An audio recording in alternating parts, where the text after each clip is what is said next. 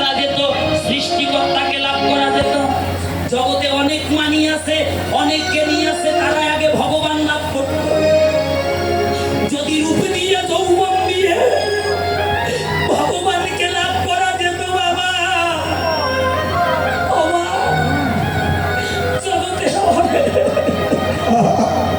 অনেক রূপবতী আছে, অনেক রূপবান আছে বাবা, তারা আগে ভগবান লাভ করত।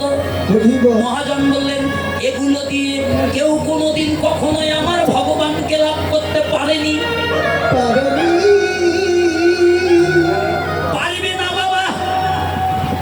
ভগবানকে যদি লাভ করতে চাও, তুমি যে শ্রেণীর ব্যক্তি হও না কেন, আগে করো সাধু সঙ্গ,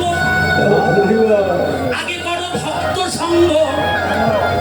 এই সাধু সঙ্গ ছাড়া, এই ভক্ত সঙ্গ ছাড়া ভগবত ধামে যাইবার অধিকার আর কারো নাই।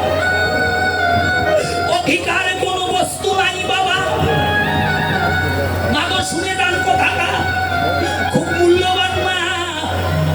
তাহলে প্রশ্ন জাগতে পারে কি আছে এই সাধু সঙ্গে, যে সাধু সঙ্গ ছাড়া ভগবানকে লাভ করা যায় না। বাবা গো, মহাজন বললেন এই সাধু সঙ্গে এমন মহামূল্যবান তিনটি বস্তু আছে, যে তিনটি বস্তুর যে কোনো একটি বস্তু যদি এমন করে ঘুরিতে ঘুরিতে, এমন করে সঙ্গ করিতে করিতে কোনোদিন কোনো জন্মে কোনো ভাগ্যবান ভাগ্যবতীর জীবনে লাভ হয়, সেই জননায় আসে ভগবত ধামে যেতে পারবে। বস্তু তিনটি কি? ভক্তি শাস্ত্র টিকা দিল কি মা? ভক্ত পদ ধূলি আর ভক্ত পদ জল, ভক্তের ভুক্তায় অবশেষ, এই তিন বস্তু সাধনের মহাবল। মাগো, প্রথমটা কি? প্রথমটা হলো বৈষ্ণবের পদ ধূলি।